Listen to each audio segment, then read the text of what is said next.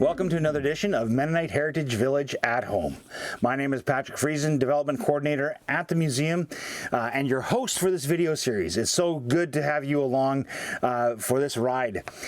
Today on the show, we get to talk to Robert Goertzen, our Program Manager, and he's going to be telling us all about some of the different things we can expect, some different programs and events that we're planning for this coming season. So please stay tuned for that.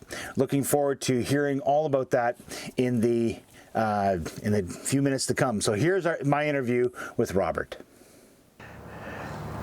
We're here this week with Robert Goertzen. He is our program manager, and we're talking about some of the different things that we have happening around the museum, and so excited to get ready for the new season that's happening. So Robert, we've been through a challenging year this past year with group size restrictions and other protocols in place. Yet despite all the challenges, there have been some bright spots. What are some of those bright spots throughout the past year? Well, as I was beginning to think about that, I had so many bright spots, I had to write them down. Okay. So I'll be working off notes today. There are lots. To start with, our education program adapted to the health protocols of last May, and what they did, instead of having school groups coming in because families were schooling at home, they created family days in June. And so we had days when the families could come to the museum to explore and learn through interpreters and on their own. And so that was one of the exciting adaptations that we began the summer season with. And then we also had a tremendous amount of interest in the Pioneer Day camps. And so those grew a lot over previous years. And we actually expanded so much we added an extra week because there was demand for more. And so that was a huge blessing. It was lots of work in summer, but it was very interesting getting to know the kids and knowing that the families were secure or felt that we were providing safe activities and a place for them to learn and have fun. So that was great too. Then we moved, we couldn't have the large festivals. So what we did instead is we created demonstration days. Every second Saturday we had a demonstration day where we invited our interpreters and our demonstrators to come to the grounds to show the public what they were doing and why they do it, and it was tremendous. They had really good interactions. Maybe when it's really busy, they don't have as much time to explain things. Here we had a good level of visitor participation, but it was the quality of the interactions that was wonderful. And so those are some of the things that we did. We also had a Thursday night music night, and that was something new for us as well. We were open till 8 o'clock on Thursdays, and we offered, we called it Rhubarb Jam. So there was a group of musicians, sometimes the same musicians, sometimes some new ones showed up, but they would provide classic rock, classic folk, country, just some good conversational music, music to listen to and music to spend time with your friends. So that was also a highlight. So those are some of the things that we did last year that I thought just showed the importance that we place in our community, in our families and friendships, and a way for us to help our volunteers and also to help encourage the community. Right on, right on. Those are some amazing things. I got into the tail end of that, so that was really good. Yeah, looking ahead to the summer, what are some important dates to remember when it comes to events happening here around the museum? Like, what are the things that we need to be looking out for? Well, we still don't know what all the health protocols will allow this year, but we're planning as if we're going to be able to do some of the things and do all of them in some degree. So our first one is May the 12th is Manitoba Day, and that's where we celebrate the heritage and the wealth in nature and just appreciate Manitoba, our home. And it's something that happens all over the province, and as Mennonite Heritage Village, we're part of that program. We offer a free admission day for the community to come out and just enjoy the outdoors. Because May 12th is on weekday, we're actually celebrating on the Saturday before. So May 8th is the day that we're celebrating. And that's a great day, Saturday. Bring your family out, bring your friends and neighbors, as long as they're continue to be physically distanced. But in the outdoors, there's lots of things we can enjoy. Mm-hmm. And so that's the first one. That's happening in May. And then in June, probably the one we're working on hardest right now is our tractor trek, where last year we had 40 tractors registered. We're hoping to have more, up to 50 probably. And so this is where tractor enthusiasts decide that they're going to support Eden Foundation and the Mennonite Heritage Village by registering and finding supporters to pledge money towards these organizations. And then we spend the day riding through the country on gravel roads. We have a coffee break in the morning. We stop. This year we're stopping in New Bothwell for lunch, so that's a great place if you live in the area to stop by and take a look at some great tractors. And in the afternoon we stop at Unger Meats south of Mitchell, and they're going to be serving us FASPA there. So that's another place where you see all the tractors lined up, and if you live somewhere on the road or on the route, which we'll be publishing in the next month or so, then you can just sit at the end of your driveway and watch the tractors go by. So that's another great thing to do on that day. So we're hoping for good community participation there. And then in July, we're also going to be hosting the Heritage Classic Car Show. And that car show is something where you see the main street lined with cars. It's great for the car enthusiasts who've been working hard on their cars and to show what they've done and to talk to other car owners and compare notes and then for those of us who are wannabes who may have a project in the garage or wish we had a project in the garage, it's a great day for us to come out and take a look, see what's happening. There's also going to be activities for people of all ages, so it's going to be another good day to come out. That's July the 10th. It's also a Saturday. And then in August, we also have, we're trying something new. We've always appreciated our supporting clubs, but we want to have a special day where we highlight what they do. So there's a STEAM club, there's a tractor club, the Southeast Implement Collectors Club, and the Southeast Draft Horse Association, or commonly known as the Horse Club. They put in countless hours supporting what we do here, especially during our demonstrations. And we want to thank them and we want to support them, so we're going to ask them to show everybody what they do and invite people to get involved if they want to get involved in these clubs. So that's another thing we're going to be doing that's different than our big events, but these are special days as well. Right on, right on.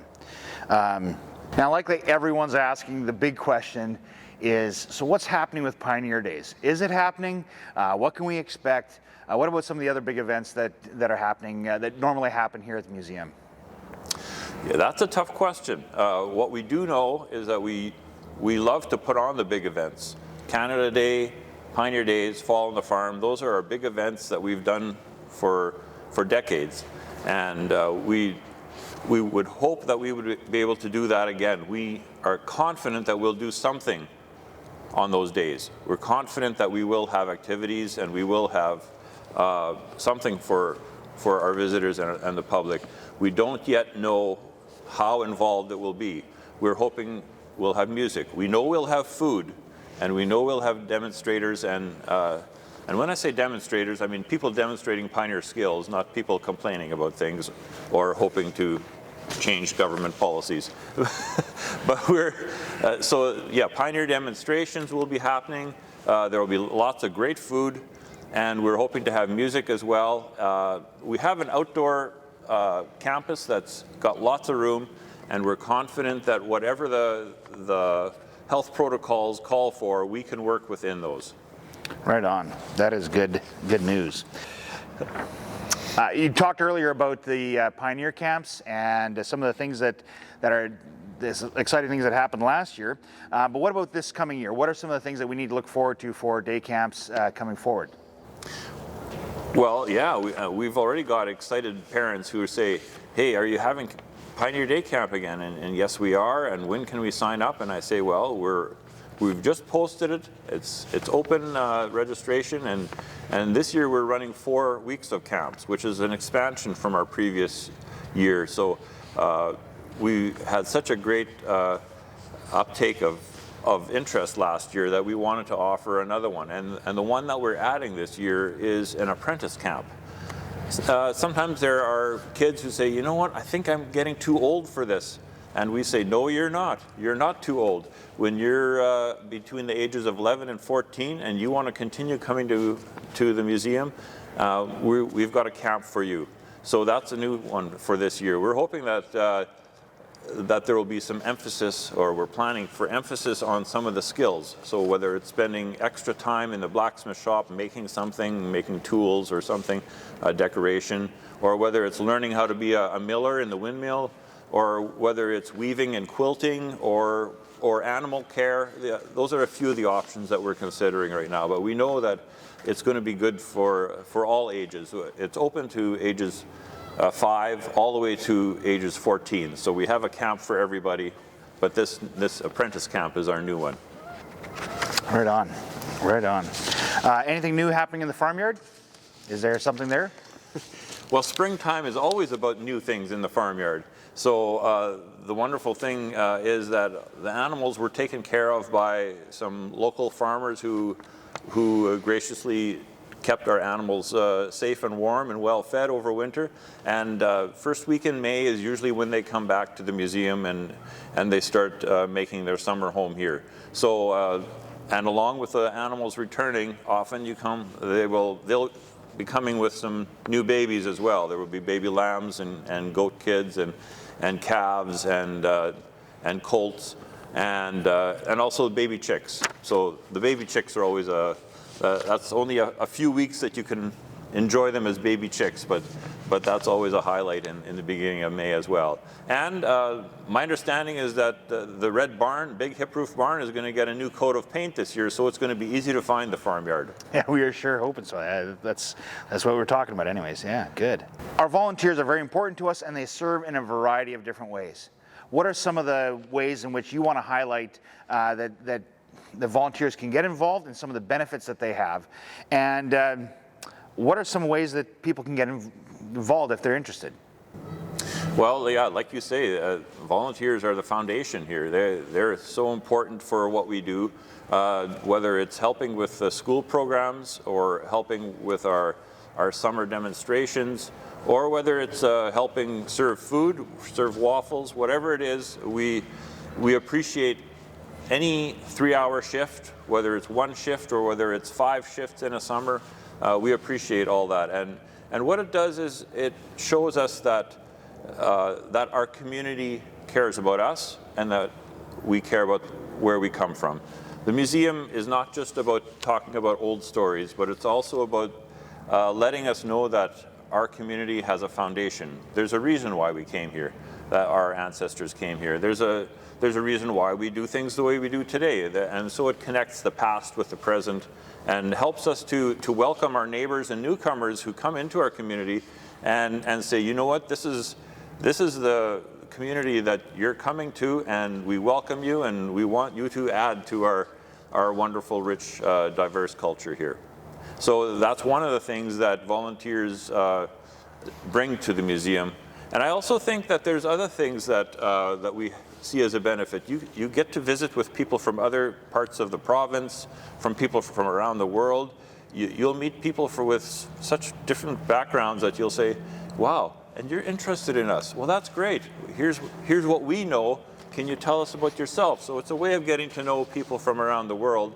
And it's also a great place to bring your family, whether you bring your kids or your grandkids, and work alongside them. You're spending time with them, and you're teaching them some of the things that you enjoy doing or you think are important. So that's also something that I've seen numerous times where you'll get these 12, 13, 14-year-olds coming and working with their grandma or grandpa and saying, you know what, I really enjoy this, and I'd like to learn what you're doing. So those are some of the benefits of being a volunteer. And of course, like I said, the museum benefits hugely, but I think knowing that that the museum continues to be an important part of our community is a way of saying thank you to the community, and yeah, and just blessing everyone who comes here as visitors as well. Right on. And if they want to volunteer, what's the best way to contact you or contact the museum? Yeah, well, on our website, you'll find a form that you can fill out if you'd like, or you can send info at and say, I'd like to volunteer, and we'll connect you. We do have registration forms at the front desk, and those registration forms can be filled out. We're planning an orientation at the end of April. Our date is April 27th. Because we're not clear on what will be allowed as far as indoor gatherings or even outdoor gatherings, we're not sure what that will look like yet, but we will be contacting all our registered volunteers and inviting them to come down and learn a little bit about what we are doing this summer and some of the ways that we interact with people, and just so that there's a good way of introducing everyone to what we have planned for this year. So that's April 27th. We would be contacting everyone individually to let them know. We may be scheduling it several times throughout the day. We'll see what the protocols for health restrictions are at that time. So, but nevertheless, we will be connecting with all our volunteers and inviting them to participate in one way or another this summer. And so, yeah, you can contact us even if you phone. They'll pass on the message to me, and we'll get in contact.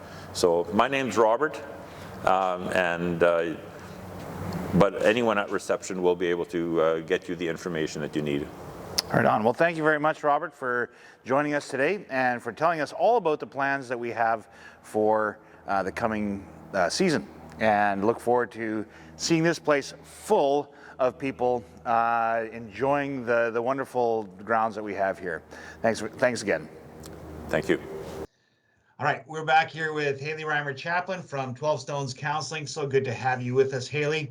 And this week, what do you have for us?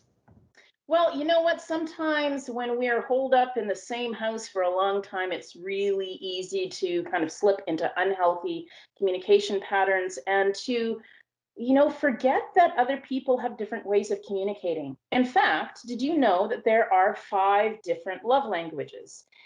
Where people give and receive love in different ways. There's time spent, there's acts of service, there's physical touch, there is giving gifts, and there is words of affirmation. Did I cover all 5? I think you did. Let's see. Physical touch, time spent, gifts of giving gifts, words of affirmation, and acts of service. Anyway, if your primary love language is something like, say, words of affirmation. Words are really how you give and receive love. And your partner, or maybe your child, their primary love language is giving gifts, but they don't really connect with words of affirmation. Then when you're saying like, hey, good job, I love you very much, and they think that giving gifts is like really the way to go, they're speaking one language over here, you're speaking one language over here, you're both speaking love, but because you're not speaking each other's love language, you totally miss what each other is saying. So my challenge to you is to find out what your love language is, and you can do that by going to 5lovelanguages.com. They have an easy quiz to take. Find out what your love language is, find out what your loved one love language is, and then spend the rest of the week, or maybe challenge yourself to one day, only give love to that person in that person's love language. That sounds like a great challenge. That sounds like a really good challenge. I'm going to add one more in there that I think they missed. It's kind of jokingly, but I think food should get its own category. I know it could be gifts, but food, especially among Mennonites, that is a love language for some people. And no, I don't want a whole bunch of cinnamon buns to show up at on my desk. Well, if you do. I will say, Patrick, that you mentioned a couple of weeks ago that you were a little bit jealous of me living in PEI. I have to say, the amount that I miss farmer sausage, oh, my heart hurts thinking. Yeah, yeah, I can imagine. No, yeah. So, anyways, I sometimes joke about that, but yes, there's ways that we can show our love for each other, and often it means kind of getting out of our own kind of rut and habit and being able to do something else for others that speaks their language. Thank you very much for this, Haley, and look forward to talking to you next week. Absolutely. And that's our show for this week. So glad that you could join us for MHV at home. This video series is coming close to an end. We have one more session left next week, and then this series is wrapped up for now. And we can get back to some regular programming. So we're looking forward to seeing you on the site in the village. One of the ways you can do that is through membership. And it is a great time, any time, to be able to get a membership. It allows you so many benefits. One of the key things is that you get free admission for the entire year. Another thing is that you get 2 free passes that you can hand to somebody else so they can either join you or come to and visit the museum as well. Plus, there's a whole bunch of other benefits, seeing other museums that are part of the Signature Series in Manitoba. To name just a little bit, but one of the key things is that you get to participate in our annual general meeting, and that's coming up real soon. April 6th at 7:30 is our annual general meeting. Everyone's invited to join. You don't have to be a member just to be a part of it, but you do have to be a member to vote. So please log on to the link that is on our website. If you go to our website at mhv.ca and then click on the events tab, then go to the annual general meeting event that's located there, and there's a Zoom link there for you to be able to join in the meeting on April 6th at 7:30. Look forward to being a part of that with you on that day. And you'll hear all about what's happening at the museum. So till next week, until our final episode, this is Patrick signing off. Hope you have a great time. Please share this video, like, subscribe, and the rest of the things so you don't miss a single thing of what's happening here at the Mennonite Heritage Village. Goodbye.